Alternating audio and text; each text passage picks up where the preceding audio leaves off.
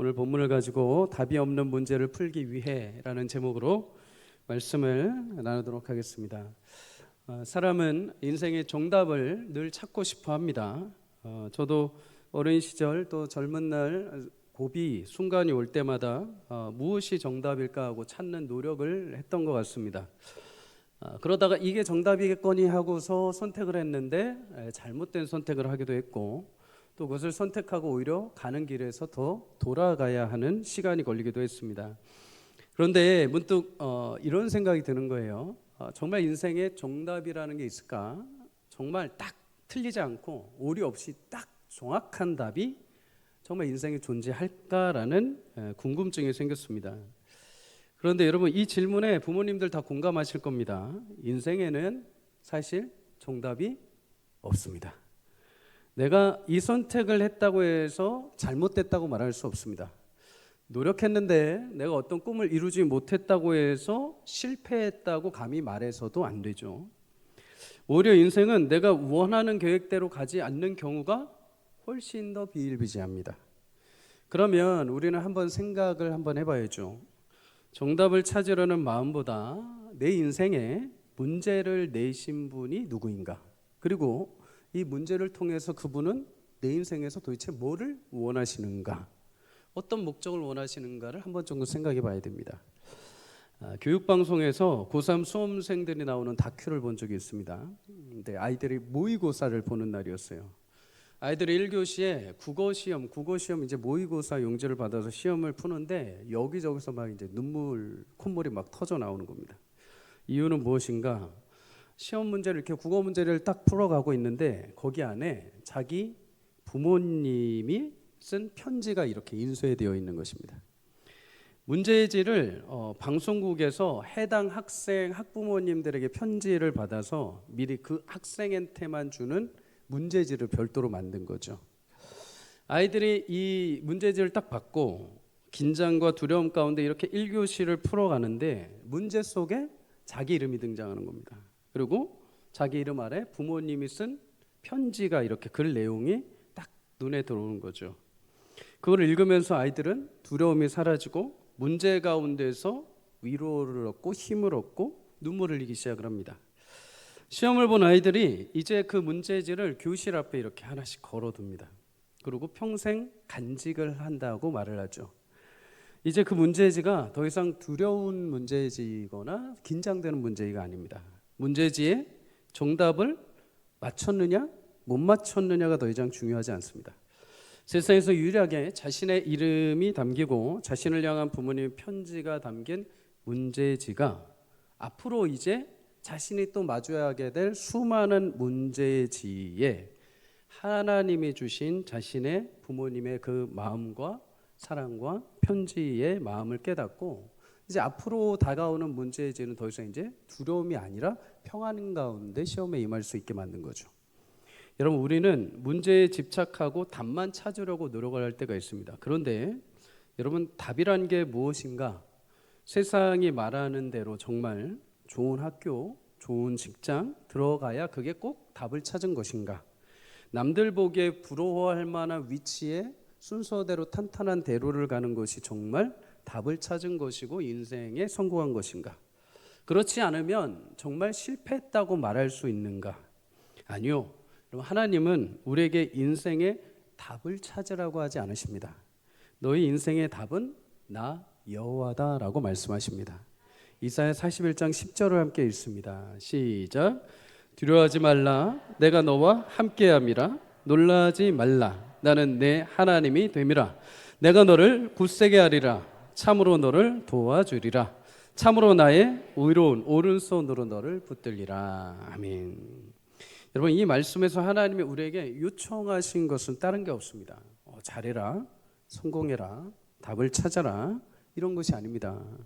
너 무너질 수 있다, 너 두려울 수 있다, 너 실패할 수 있다, 너 아플 수 있다. 그런데 그때마다 기억해라. 너 인생의 문제는, 지금 문제는 너만을 위해 내가 특별히 준비한 문제지이고 나는 그 가운데 함께 할 것이고 너를 도와주고 붙들고 함께 그 시간을 지나서 너를 가장 아름답게 만들어 갈 것이다.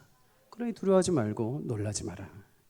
사랑하는 우리 수험생 또 우리 학부모님들, 세상이 말하는 정답보다 문제를 주신 분, 그리고 문제 가운데 함께 하시고 자녀들을 아름답게 빚어가실 인생의 정답이신 하나님을 신뢰할 수 있기를 주의 이름으로 축복합니다. 로마서 8장에 보면 우리가 세상에서 당하게 될 문제들에 대해서 이야기를 합니다. 환난, 곤고, 박해, 기근, 위험, 이 모든 일 가운데 로마서 8장 37절은 고백하죠. 이 모든 일에 우리를 사랑하시는 이 곧 예수 그리스도로 인하여 넉넉히 이기느니라. 아멘. 여러분, 내 삶의 문제는 하나님이 나를 위해 특별하게 제작해 놓으신 문제지요. 그 문제지 안에는 하나님이 동행하시는 숨겨 놓으신 놀라운 사랑이 담겨 있습니다. 그래서 찬송가 384장에 무슨 일을 만나든지 만사형통하리라 라고 말합니다. 만사형통, 모든 일이 잘 순조롭게 풀린다는 의미가 아닙니다. 나를 향하신 계획, 나를 향해 준비하신 하나님의 뜻이 내 안에서 반드시 이루어지게 하실 것이다 라는 것이죠. 여러분과 여러분의 자녀를 통해 이런 역사와 은혜 하나님이 주실 줄 믿습니다. 문제를 보기보다 그 문제지를 내신 하나님, 그 문제 가운데 함께 하시는 하나님, 그 문제를 지나 마침내 아름답게 완성하시는 하나님을 기대하시기를 주의 이름으로 축복합니다. 답이 없는 문제를 풀기 위해서 성경은 우리 인생에 몇 가지 교훈을 주십니다. 오늘 19절을 함께 읽습니다. 시작. 성령을 소멸하지 말라. 아멘. 사도행전 1장에 예수님은 승천하실 때 제자들에게 예루살렘 떠나지 말고 아버지께서 약속하신 것을 기다려라 이렇게 말씀합니다. 며칠이 지나서 제자들이 이제 그 약속하신 하나님이 보내주신 선물을 받게 되는데 곧 성령을 받게 됩니다. 요한복음 14장 26절에 이 성령을 가리켜서 보혜사라는 어려운 한자 단어를 사용합니다. 보혜사라는 것은 옆에서 위로해 주는 자, 상담해 주는 자, 중보해 주는 자입니다. 성령은 여러분 우리와 함께 하시며 위로하시고 중보하시고 또한 우리 가운데 귀한 길로 인도해 주시는 분인 줄 믿습니다. 마음이 무너지고 힘들 때마다 상할 때마다 내 안에서 나를 회복하시고 나를 일으켜 세우시는 역할을 성령께서 하시는 것이죠. 사도행전 1장 8절에 보면 성령이 너에게 임하시면 너희가 권능을 받는다 이렇게 말씀합니다. 권능, 두나미스, 권위 있는 능력, 파워라는 것입니다. 하나님께서 내 안에서 이루시고자 하시는 계획들을 하나님이 내 안에서 펼쳐 나가신다는 거죠. 나는 하나님 못 갑니다. 저는 못합니다 라고 할 때 성령께서 나를 이끄시고 성령의 힘으로 믿음으로 걸어갈 수 있도록 용기를 주신다는 것입니다. 하나님 계획하신 뜻까지 나를 붙들고 끌어가신다는 거죠. 이것을 가리켜서 성도의 견인이라고 하십니다. 견인. 하나님이 나를 붙들고 하나님이 원하시는 그 자리까지 나를 보존하고 인도하시며 이끌어 가신다라는 거죠. 여러분, 성령의 인도함 가운데 우리 삶이 늘 언제나 걸어가기를 주의 이름으로 축복합니다. 고린도전서 12장 3절에 이러한 성령은 우리가 예수님을 주로 고백할 수 있게 하신 분입니다. 내가 예수님을 믿었다라고 말하시는 분들은 사실 내가 믿는 게 아니라 성령께서 내 안에서 하나님을 믿고 그 하나님 아버지의 독생자 예수님을 내게 믿어지게 해주신 것입니다. 믿어지게. 여러분 보십시오. 10년이 지나도 아무리 복음을 전해도 증거해도 믿지 못하시는 분들이 수도 없이 많습니다. 마음에 자기가 믿고 싶어도 믿어지지 않는다는 거죠. 그런데 어떤 누군가는 길거리 지나다가 전도지 한 장 줬는데 그 자리에서 감동이 일어나고 하나님이란 분을 믿고 싶고 예수님만을 분을 의지하고 싶어라는 마음이 활짝 열게 되죠. 하나님이 마음에 은혜를 주신 것입니다. 성령이 믿어지게 하신 것이죠. 여러분, 우리 가운데 믿음을 주시는 분은 예수 그리스도이신 줄 믿습니다. 성령이신 줄 믿습니다. 그러니 믿음이 없을 때마다 우리는 말씀이신 주께 돌아가는 거죠. 말씀을 읽으면 말씀이신 주님께서 우리 가운데 성령을 통해서 믿음을 계속 주십니다. 성령을 통해 하나님은 내가 하나님의 자녀됨을 계속 지속적으로 확신시켜 주십니다. 말씀을 떠나면은, 하나님을 떠나면, 성령을 떠나면 우리는 하나님의 자녀였다는 확신이 점점 멀어지게 됩니다. 점점 희미해지게 됩니다. 우리가 왜 자꾸 말씀을 읽고 왜 자꾸 교회 나와서 기도하고 왜 자꾸 예배를 하고 이렇게 합니까? 왜 자꾸 섬깁니까? 내가 하나님의 자녀라는 것을 계속 확신시키는 것입니다. 그래서 내가 혼자 온라인으로 예배하겠다, 혼자 신앙생활을 하겠다, 이거 굉장히 위험한 도전입니다. 절대 그래서는 안 되죠. 고린도전서 3장 16절에 성령이 우리 안에 거하심으로 우리가 성전이 되었다라고 말합니다. 구약의 성전은 하나님이 특별히 정하신 곳에서 임재하시고 만나주시는 약속의 장소였죠. 신약으로 와서 예수님은 믿는 모든 자들을 이제 성전 삼아주시고 그와 내가 직접 만나겠다라고 약속을 주셨습니다. 하나님은 우리를 성전 삼아주신 것이죠. 그런데 성전 삼으신 근거가 무엇이냐? 우리 안에 성령이 함께 계시기 때문인 줄 믿습니다. 우리가 성령이 내 안에 계시지 않으면 나는 그냥 아무것도 아닙니다. 죄송하지만 내가 교회를 다니고 내가 예수 믿는다고 하는데 성령이 내 안에 계시지 않으면 나는 성전이 아닌 거죠. 성전이라는 유일한 이유는 하나님께서 거기에 약속의 말씀 언약궤를 넣으셨기 때문에 하나님께서 그의 눈동자를 거기다 두시는 거죠. 여러분과 저를 하나님의 눈동자로 지키시고 보호하시는 이유는 무엇입니까? 여러분과 제 안에 예수 그리스도를 통해서 십자가와 맞바꾸신 선물이신 성령이 이 안에 계시기 때문인 줄 믿습니다. 성령이 계시기 우리를 성전이라고 말씀하시는 겁니다. 그러면 이렇게 성전 삼으신 자들을 통해서 무엇을 이루시는가? 갈라디아서 5장 22절에서 23절에 보면 성령의 9가지 열매를 맺게 하십니다. 함께 읽습니다. 시작.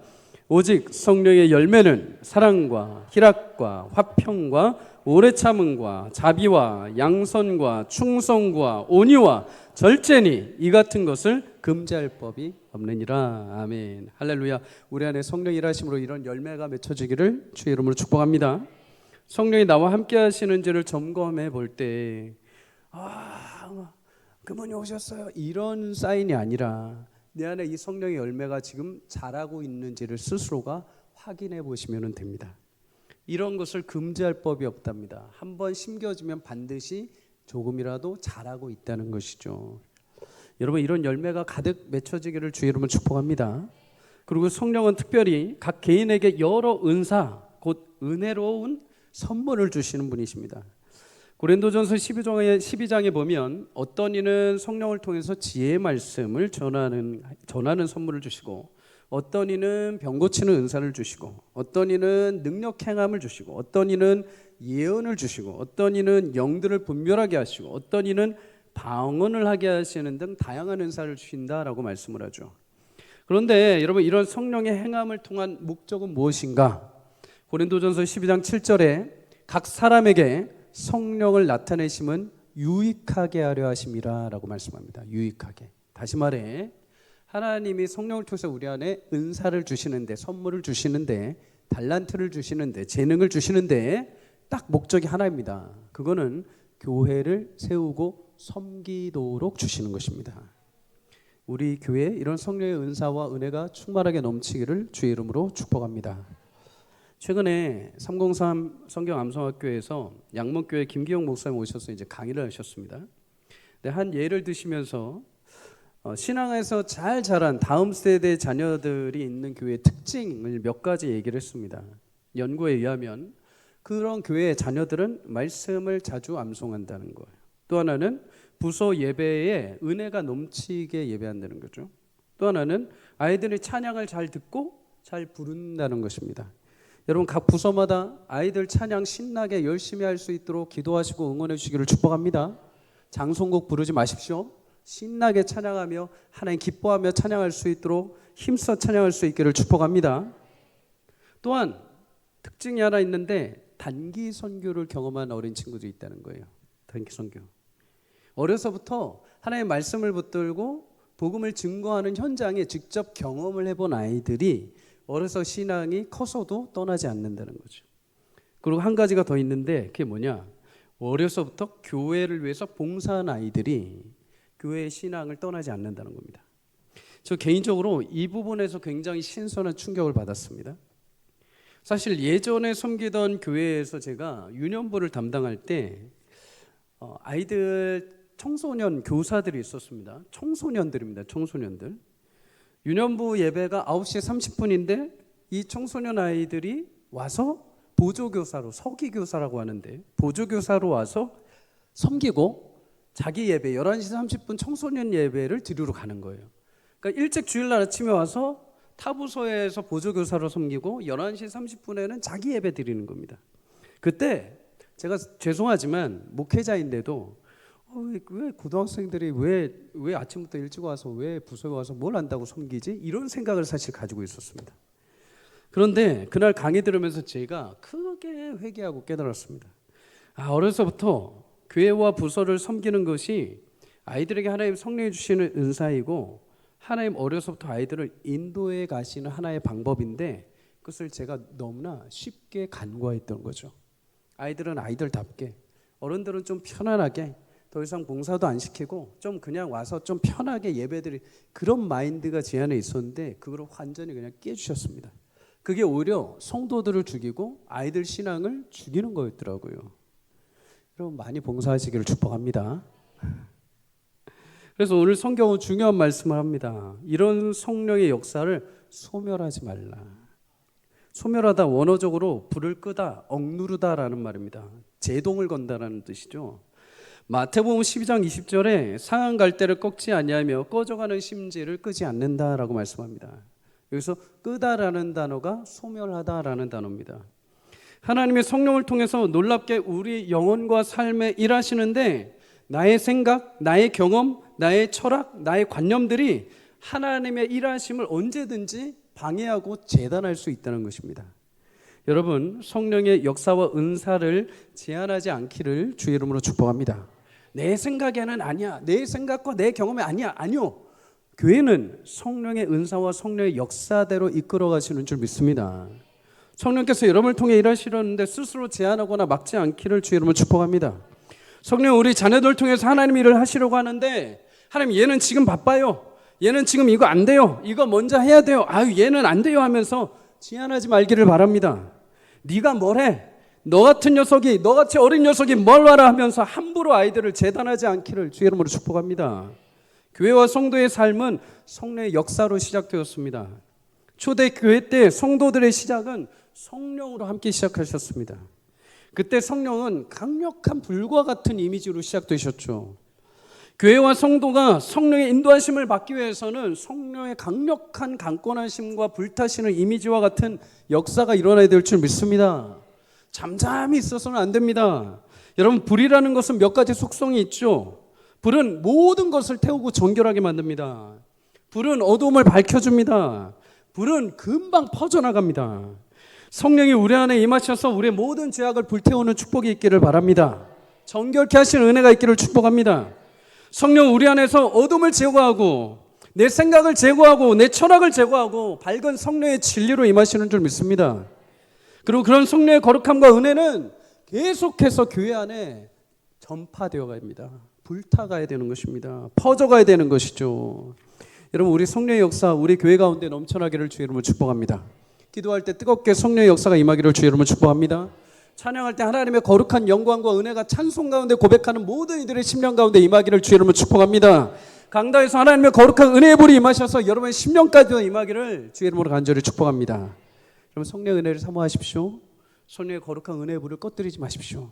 성령이 역사하시도록, 성령이 일하실 수 있도록 그 자리를 내어두시고 얼마든지 성령이 이끄시는 대로 성령의 열매를 거두는 교회와 성도가 되기를 주의 이름으로 축복합니다. 여러분, 두 번째 교훈이 있습니다. 20절을 한번 읽습니다. 시작. 예언을 멸시하지 말라. 아멘. 여러분, 세상에서 예언이라는 것은 흔히 이렇게 말하죠. 동쪽으로 가라, 서쪽으로 가라. 이제 당신 아들은 이번에 대학교를 이렇게 될 겁니다. 이렇게 준비하십시오. 미래를 점치는 것을 세상은 예언이라고 말합니다.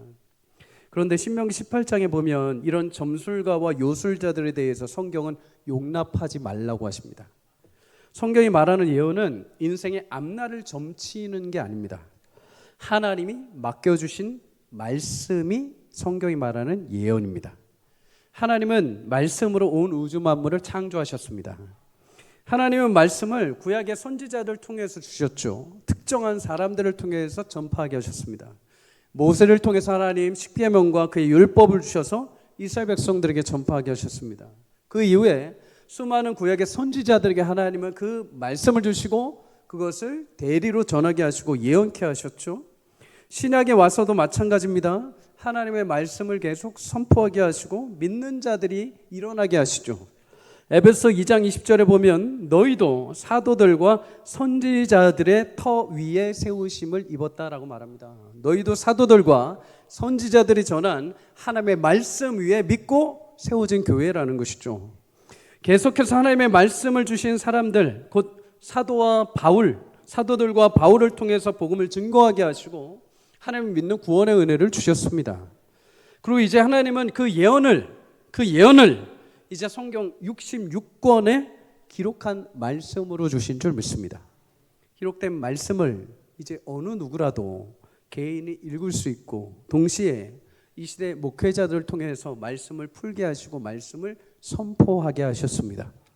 그리고 오늘 그 예언에 대해서 말씀하십니다. 그 예언을 멸시하지 말라. 다시 말해 그 말씀을 얕보거나 깔보거나 쉽게 여기지 말라는 것입니다. 여러분 주의 약속의 말씀을 귀하게 여기시기를 주의 이름으로 축복합니다. 말씀 암송하시는 분들을 보면 한 가지 특징이 있습니다. 처음에는 간절함으로 했습니다. 간절함. 그 간절함이 여러 가지 이유가 있습니다. 자녀를 위한 간절함이든 아니면 내 영혼이 갈급함에서 간절함이든 우리 가정의 어떤 문제의 갈급함이든 아니면 도피처로 뭔가를 생각해서 갈급함이든 처음엔 갈급함으로 말씀을 암송하기 시작을 하셨습니다. 그런데 보면 이제는 사모함으로 말씀을 대하기 시작합니다. 그 말씀의 은혜와 그 말씀의 역사하시는 하나님의 붙드심이 너무나 사모함으로 다가오는 거죠. 그래서 말씀을 귀하게 여깁니다. 귀하게. 하나님을 의지하는 그 마음이 너무 아름답고 귀한 거죠. 여러분 다윗은 시편 119편 140절에 고백합니다. 주의 말씀이 심히 순수함으로 주의 종이 이를 사랑하나이다. 아멘. 여러분 말씀을 귀히 여기는 자, 하나님의 말씀을 경외하고 사랑하는 자에게 하나님의 말씀으로 그 발에 등이 되어주시고 그 길에 빛이 되어주실 줄 믿습니다. 말씀을 사모하시기를 축복합니다. 말씀을 귀히 여기시기를 주의 이름으로 축복합니다. 물론 예언이라고 했을 때 하나님이 이미 선포하시고 완성하신 성경의 말씀이기도 하면서 동시에 한 사람을 특별하게 세우시기 위한 특징적인 말씀도 담겨 있긴 합니다. 고린도전서 12장에 보면 어떤 사람은 방언으로 어떤 사람은 예언함으로 주셨다라고 성령의 은사를 말하죠. 여기서 방언은 자기의 덕을 세우는 것이요 예언은 교회의 덕을 세운다라고 말씀합니다. 여러분 방언이라는 것, 고린도전서 12장에 나오는 이 방언이라는 단어는 사도행전의 2장에 나왔던 것처럼 다른 나라 말이 아닙니다. 영국말, 미국말, 영국말, 미국말 똑같죠. 미국말, 프랑스말 이런 말들이 아니라 천상의 언어인 거죠. 하나님 나라의 천사의 언어인 것이죠. 천사의 언어로 내게 그걸 할 수 있도록 주신 것입니다. 그런데 여러분 하나님이 천상의 언어로 기도할 수 있도록 그 마음에 방언을 주셨다는 의미는 뭘까요? 아까 말씀드렸죠. 개인의 덕을 위한 겁니다. 덕이라는 것은 그 의미가 쓰임새 있을 때 덕이라고 표현을 합니다. 히브리 원어로 말하면은요. 내게 하나님이 방언을 주셨다는 건 그 방언의 기도에 합당하도록 쓰임을 받게 하시기 위함이죠. 하나님이 내게 방언의 기도를 주셨다는 것은 하나님 나라를 위해서 계획하신 일들이 있는데 그 일들을 위해서 기도의 사명자가 필요한데 그 기도를 위해서 나에게 방언을 주시고 그 일을 위해서 기도하게 하셨다는 겁니다. 그러니까 내가 방언 기도를 받아서 나 방언 받았어, 나 몇 날 며칠에 받았어, 나 방언 있다, 너 없지, 이게 자랑할 일이 아니라 하나의 방언을 주셨으면 여러분에게 그 방언 기도를 하도록 사명을 주셨다는 거예요. 근데 그거를 입 딱 닫고 나 몇 날 며칠에 받았어 하고 이렇게 가만히 있으면 덕이 안 된다는 겁니다. 개인에게.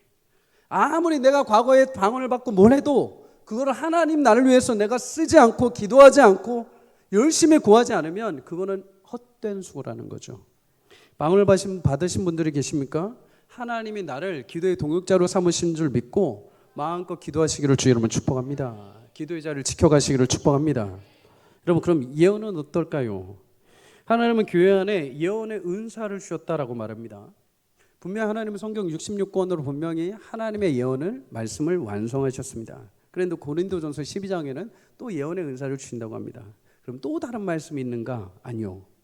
하나님은 종종 우리 모든 성도들 안에 교회의 덕을 세우기 위해, 다시 말해 교회의 덕을 세운다는 건 교회가 교회로서의 역할을 감당할 수 있는 거죠.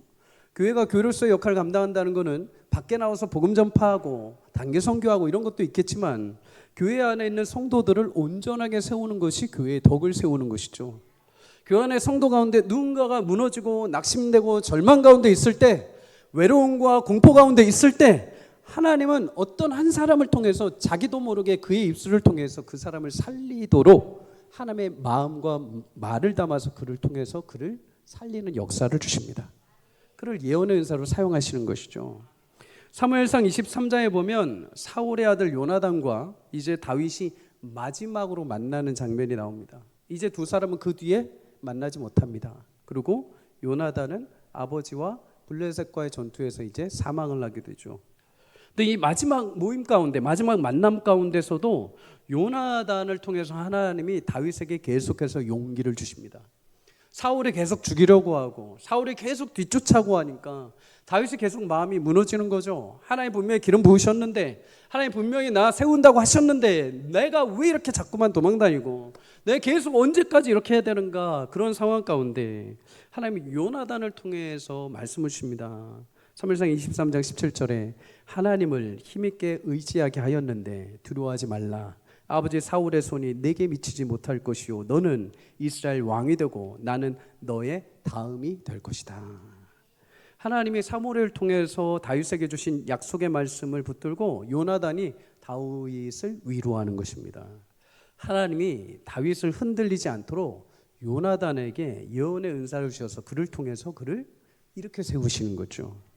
저는 젊은 청년 시절부터 지금까지 계속 연락을 해주시는 목사님이 계십니다. 제 모교회 때 청년부 담당하시던 목사님이십니다. 목사님이 한 20여 년 전에 이제 캐나다로 가셔서 이민 목회를 지금 하고 계시는데 20년 지났으면 이제 끊길 법도 하죠. 근데 계속 연락이 오십니다. 최소한 한 달에 한 번, 많으면 일주일에 한 번씩 연락이 오십니다. 목사님이 떠나시고 나서 제가 신대원 준비할 때부터 해서 계속 연락이 오십니다. 신대원 시절에 미래에 대한 염려, 고민, 한창 그 일을 앞두고 기도하면서 씨름했는데도 하나님이 답을 주시지 않을 때가 너무도 많았습니다. 근데 종종 이렇게 목사님 그 원거리에서 사실 시차가 있거든요. 저희가 낮이면 거긴 밤이고 거긴 밤이면 여긴 낮인데 항상 그 저녁에 주무시기 전에 연락을 하시면 이제 저는 낮인 거죠. 항상 전화해서 이렇게 대화를 하다 보면 목사님이 의도한 것은 아닙니다. 자기가 잠깐만 내가 기도해보고 이렇게 말씀하시다 이게 아니라 대화하는 중에 하나님이 목사님도 모르는 사이에 그 입술에 나오는 한 단어, 그 한 문장이 저에게 마음에 감동으로 찾아오는 거죠. 제가 고민하고 기도했던 부분들이 그 한 문장 하나로, 그 단어 하나로 펑 하면서 위로를 얻게 되고 힘을 얻게 되는 일들이 많았습니다. 이뿐이 아니죠. 여러분 부서 사역하시는 우리 교육자들 한번 예리하게 한번 점검해 보십시오. 저는 그런 경험이 되게 많았습니다. 유년부를 섬길 때도, 고등부를 섬길 때도, 청년부를 섬길 때도 하나님이 아이들을 통해서 사인 주실 때 되게 많았습니다. 이런 고민 때문에, 이런 갈등 때문에 막 문제 있고 고민하고 말씀으로 씨름을 했는데 답을 안 주실 때 어린아이가 하나 이렇게 딱 지나가다가 하나님이 우리를 사랑하세요 딱 이 한마디 갑자기 훅 내게 들어오면서 하나님 그래도 우리 포기하지 아니하시구나. 마음에 감동했으면서 내가 위로를 얻게 되는 장면도 있습니다. 그리고 여러분 어린아이들이라고 해서 함부로 대하시면 안 됩니다. 하나님 그 어린아이 통해서 그 입술에 나오는 한 단어를 통해서 하나님이 놀랍게 역사를 하십니다. 놀랍게 역사하십니다. 사랑하는 여러분, 하나님의 말씀으로 우리를 찾아오십니다. 동시에 말씀과 동시에 성령 충만한 한 사람을 통해서 그 입술에 나오는 한 단어 한 문장을 통해서 우리를 찾아오시는 줄 믿습니다. 하나님 교회 성도들을 세우는 귀한 사용하는 성령이 충만한 자들이 우리 교회 곳곳 가운데 일어나기를 주 이름으로 축복합니다. 모였을 때 세상 얘기하고 남 얘기하고 다른 얘기하고 그런 거 하지 마십시오. 하나님 주시는 마음이 가득가득 담겨져서 하나님 오늘도 내 입술을 통해서 누군가가 살아나기를 바랍니다. 저도 힘들지만 누군가를 통해서 그의 영혼이 살아날 수 있도록 저를 사용해 주십시오. 그런 예언의 은사자들이 가득 일어나기를 주 이름으로 축복합니다. 잠언 1장 33절은 말합니다. 오직 내 말을 듣는 자는 평안히 살며 재앙의 두려움이 없이 안전하리라. 아멘. 두려움이 몰려오고 긴장되고 미래에 대한 염려가 찾아올수록 세상의 소리보다 주님이 여러분이 하시는 말씀을 들을 수 있는 영적인 귀가 있기를 주의 이름으로 축복합니다. 세상은 여러분에게 참 많은 예언을 합니다. 이렇게 해야 돼. 앞으로 시대가 이렇게 될 거야. 앞으로는 직장이 이게 없어지고 이게 잘 될 거야. 여기 못 들어가면 희망이 없어 하면서 한숨 쉬게 만듭니다. 그러나 여러분, 세상을 주관하시는 하나님 말씀에 귀를 기울이기를 주의 이름으로 축복합니다. 그렇게 주의 말씀에 민감하게 깨어있는 성령 충만한 성도들 통해 하나님 위로주시고 격려주시기를 주의 이름으로 간절히 축복합니다. 마지막으로 데살로니가전서 5장 21절에서 22절 함께 읽습니다. 시작. 범사에 헤아려 좋은 것을 취하고 악은 어떤 모양이라도 버리라. 아멘. 여러분, 좋은 것, 영어 성경으로 good이라는 뜻입니다. good. 좋은 것은 곧 선한 것이다 라는 말이죠. 모든 일에 선한 것은 너희가 취하라 라고 말씀합니다. 취하다, 꼭 붙들어라 라는 것입니다. 반대로 악은 어떤 모양이라도 버리라고 하십니다. 중요한 것은 선과 악을 헤아리는 것입니다. 헤아리는 것. 헤아리다, 분별하고 테스트해보라는 것입니다. 여러분, 선과 악을 여러분 어떻게 구별할 수 있겠습니까? 착한 행동하면은 선이고 조금 내 눈에 보기에 악한 행동 같으면은 악하다라고 말할 수 있겠습니까? 저 사람이 나를 기분 나쁘게 해서 저 사람의 모든 전 인생이 모두 악하다라고 내가 쉽게 판단할 수 있습니까? 저 사람이 나랑 대판 싸웠는데 저 사람 마음에 안 든다고 해서 저 사람 무조건 못된 사람이라고 내가 함부로 평가할 수 있습니까? 안 되죠. 여러분, 요즘에는 기준이 너무 모호합니다. 흔히 이 시대를 가리켜 포스트 모더니즘이라고 하죠. 절대적 진리나 보편적 기준을 거부하고 개인의 경험, 관점, 상대성을 강조하는 사상이 지배적이다라는 사상입니다. 절대적인 기준이 없으니까 너도 답이고 나도 답이라는 것입니다. 혼합 사상이 가득한 시대인 거죠. 그러다 보니까 신앙생활 하는데 교회 안에서도 답을 자기들이 다 맞다고 얘기를 합니다. 예배 좀 안 드리면 어떠나, 예배 좀 이렇게 바꾸면 어떠나, 기도 좀 안 하면 어떠나, 성경 안 읽으면 좀 어떠나, 꼭 예의를 영적으로 지켜야 되나, 굳이 그렇게 입고 나와야 되나, 나 편하면 되지, 내가 구원 받았는데 교회 다니면 그만이지, 내가 원하는 대로 하면 그만이지 라고 자기 기준에 맞춰서 모두 신앙생활을 한다는 거죠. 근데 여러분, 이런 생각과 사상이 사사시대에도 있었습니다. 사사시대 그들은 겉모습으로 봤을 땐 이스라엘 백성들이었습니다. 겉으로 봤을 땐 하나님의 백성들처럼 보였습니다. 그런데 사사기 첫 시작이 뭐라고 하십니까? 사사기 2장 10절에 다른 세대, 곧 여호와를 알지 못하는 세대가 일어났다라고 말합니다. 왜 이런 비극이 발생했는가? 말씀이 제대로 다음 세대에 전달되지 않았기 때문입니다. 하나님을 경외하는 모습, 부모 세대부터 하나님을 예배하고 찾는 모습, 부모 세부터 주의 말씀을 신명기 6장 말씀처럼 읽고 외우고 가르치는 모습, 하나님이 어떻게 우리를 광야에서 인도하시고 홍해를 건너시고 여리고를 무너뜨리셨는지 생생하게 살아있는 영적인 체험과 이야기들이 모두 단절되어 버렸습니다. 더 이상 안 가르친 거죠. 안일하게 그냥 몰라도 돼, 굳이 안 해도 돼, 그냥 편하게 너희는 살아 하면서 그냥 포기해버린 겁니다. 그랬더니 뭐라고 합니까? 다음 세대가 아니라 다른 세대가 일어났다고 합니다. 여러분, 나의 생각과 가치와 기준은 인생의 절대 답이 될 수 없습니다. 성경은 이 선에 대한 기준이 명확하게 말씀합니다. 마태복음 19장 17절에 선하신 분은 오직 하나님이시다. 여러분, 하나님만이 선하신 분이요 선의 기준이 되시는 분인 줄 믿으시길 축복합니다. 그러면 범사의 모든 일에 좋은 것, 선한 것을 취한다는 것은 선이신 하나님을 내가 가까이 한다는 것입니다. 선이신 하나님의 뜻에 내가 귀 기울인다는 거죠. 선이신 하나님의 말씀에 비추어서 이것이 하나님이 옳다라고 하신다면 그걸 붙드는 것이고, 이것이 하나님과 멀어지게 만드는 것이라면 그거를 내가 포기하고 버리는 것입니다.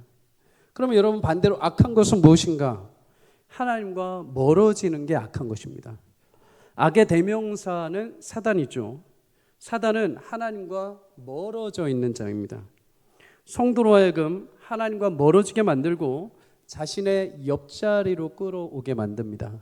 그래서 성경은 오늘 악은 모양이라도 버리라고 합니다. 원어적 의미로 보면 악으로부터 거리를 두라는 거죠. 피하라는 것입니다. 흉내도 내지 말라는 겁니다. 그 악한 말을 입에도 담지 말라는 것입니다. 저는 개인적으로 지난주 금요일에 소소한 감동이 있었습니다. 제 안에 소소한 감동. 지난주 금요일이 여러분 어떤 날인 줄 아십니까? 우리 성도님들은 다 거룩하시고 말씀만 읽으셔서 할로윈이었습니다. 할로윈. 할로윈은 이제 한 켈트족의 축제라고 하죠. 그 축제를 미국에서 이제 받아들여서 이제 만든 겁니다. 여름이 끝나고 이제 겨울이 찾아올 때 죽은 자의 영이 세상에 이제 올라와서 돌아다닌다는 믿음에서 이제 귀신을 달래기 위해 이제 사람들이 귀신 복장을 하는 겁니다. 귀신 복장을 하고 그렇게 귀신 복장을 한 아이들이 어려서부터 각 집집마다 돌아다니죠. 그래서 뭐라고 얘기를 합니다. 뭐라고 얘기를 할까요? 너네 집에 내가 장난칠까 아니면 사탕 줄래? 이 말을 하는 겁니다. 그럼 이제 준비했던 사탕들을 아이들한테 나눠주는 거죠. 쉽게 말해 너 해코지를 당하지 않을래? 해코지를 당할래? 아니면 나한테 사탕 줄래? 이겁니다. 여러분 그런데 그런 행사를 한국에서 문화와 축제라는 이름으로 포장을 해서 도심 한복판에서 젊은 청년들이 밤늦도록 즐기고 즐긴 시간을 보냅니다. 그런데 그날 금요일 저녁 감사한 것이 우리 교회 청년들이 찬양팀으로 귀하게 그 시간에 와서 찬양하는 겁니다. 저는 남자친구가 없어서 왔다고 생각하지 않습니다. 여자친구가 없어서 왔다고 생각하지 않습니다. 주님 사랑하기에 왔다고 믿습니다. 얼마나 기특합니까? 사랑하는 여러분, 지난주 목요일 303 강의 때 한창성 목사님 중요한 말씀하셨죠. 요즘에는 애들에게 너무 많은 것, 너무 다양한 것을 배워서 더 어려움에 처하게 만든다는 겁니다. 오히려 이제 우리는 버리는 연습을 해야 한다는 거죠. 그것이 자녀로 하여금 하나님과 관계를 멀어지게 만든다면, 또 나와 하나님과의 관계를 멀어지게 만든다면 그걸 피하고 버려야 되는 용기가 필요하다는 겁니다. 여러분 신앙생활은 채우는 것보다 버릴 줄 알아야 됩니다. 나의 욕심, 탐욕, 교만, 자랑, 분노, 질투, 죄악, 두려움, 낙심, 그리고 사단의 모습을 담고자 하는 조그만 악이라도 내가 버릴 때, 멀리할 때 하나님 우리 안에 새로운 일을 시작하시는 줄 믿습니다. 로마서 16장 9절은 말합니다. 너희의 순종함이 모든 사람에게 들리는지라. 그러므로 내가 너희로 말미암아 기뻐하노니 너희가 선한 데는 지혜롭고 악한 데는 미련하기를 원하노라. 아멘. 여러분 요즘 우리는 세상적으로 모두 똑똑합니다. 세상적으로 어떻게 보면 어떻게 하면 잘 먹고 어떻게 하면 잘 배우고 어떻게 하면 성공하고 어떻게 하면 지쳐지지 않은지 정말 모두가 웬만하면 다 정보적인 싸움에서 뒤지지 않습니다. 그런데 성경은 말씀합니다. 진정 선한 데는 곧 하나님과 가까워지는 길을 끝까지 붙드는 것, 세상의 악한 길을 따르지 않고 무지한 것이 복되다라고 말씀합니다. 여러분 진정 지혜로운 것은 끝까지 하나님을 붙드는 것인 줄 믿습니다. 끝까지 주님을 신뢰하고 믿으시기를 주의 이름으로 축복합니다. 믿음으로 주님을 붙들고 말씀을 붙드는 모든 우리 자녀들 하나님이 선한 길로 인도해 주실 줄 믿습니다. 믿음의 길을 걷는다는 건 참 쉽지 않죠.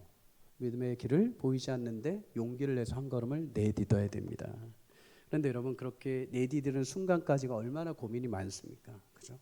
하나님 정말 내 자녀 이렇게 하실 겁니까? 정말 그렇게 하실 겁니까? 여전히 입술로 고백하지만 우리 마음과 행동은 세상을 통해 해주고 싶은 것, 해야 되는 것들이 많이 따라옵니다. 그런 도전 앞에서 여러분들에게 영상 하나 보여드리려고 합니다. 인디아나 존스 아주 옛날 초판이었는데 제가 영화관에서 이거 가족하고 처음 봤었는데 이거 보고 굉장히 제가 신앙에 눈이 튀었습니다. 한번 잠깐 보십시오. 더 궁금하신 분은 집에 가서 보십시오. 여러분 믿음의 길이라는 것은 지금 당장 내디딜 땐 보이지 않습니다. 한 걸음을 내딛기 시작하면 그때에서부터 믿음의 다리가 시작이 됩니다. 사랑하는 여러분, 우리 자녀들에 대한 믿음, 또 우리 자녀들의 인생에 대한 미래의 길, 하나님께서 이미 준비하시고 그 길을 예비하신 줄 믿습니다. 그 길을 우리 부모님들과 자녀들 믿음으로 한 걸음 내디디십시오. 이 자리에 계신 우리 학부모님들, 우리 수험생들을 축복합니다. 백상예술대상 수상자가 이런 말을 한 적이 있습니다. 100편의 영화를 찍었는데 어떤 작품은 망하고 어떤 작품은 그냥 그렇고 어떤 작품은 이렇게 상까지 받게 해줬습니다. 그런데 신기한 거는 제가 100편이 넘는 작품을 모두 열심히 했는데 결과가 다 다르더라고요. 그러면서 말하길 세상은 때론 불공평해 보이기도 합니다. 평범한 사람이 열심히 했는데 결과가 주어지지 못하기 때문이죠. 그러나 그럼에도 불구하고 그 자리를 열심히 지키다 보면 언젠가 좋은 결과가 오더라고요. 그리고 여러분 그 대상을 받는 사람들 보통 앞에 나와 수상할 때 보통 보면은 10년 또 중간에 15년 또 길게는 35년까지 아무런 상을 받지 못하다가 시간이 지나고 상을 받는 사람들이 있더라고요. 우리 수험생들 여러분 인생의 시험은 많은 기회 시간 중 이제 하나님이 하나의 기회를 사용하신 것밖에 되지 않습니다. 이 기회가 마치 마지막인 것처럼 끝난 것처럼 생각하기보다 하나님이 이제 하나 지나가게 한 시기인 것을 기억하시기를 바랍니다. 하나님은 여러분 삶에 여전히 많은 길을 준비하고 계시고 많은 문제와 선택의 순간마다 성령의 인도하심을 따라 함께 하실 줄 믿습니다. 말씀을 따라 여러분의 삶을 하나님 붙들고 인도해 가실 겁니다. 믿음으로 우리 부모님들, 우리 자녀들 그렇게 그 길을 한 걸음 내디디시기를 축복합니다. 세상이 말하는 실패라면 얼마든지 해도 괜찮습니다. 그러나 여러분이 하나님의 귀한 자녀이고 우리 자녀들이 하나님 손에 붙들려 있다는 사실은 변함이 없을 것입니다. 마지막으로 끝까지 그 주님 붙들고 믿음의 귀한 신실한 여정을 이어 수능 끝난 이후에도 우리 자녀들의 아름답게 청년 시대를 살아가는 멋지고 귀한 자녀들이 되시기를 또 우리 부모님들 그렇게 말씀으로 기도로 우리 자녀들을 인도하는 복된 가문이 되시기를 주의 이름으로 간절히 축복합니다.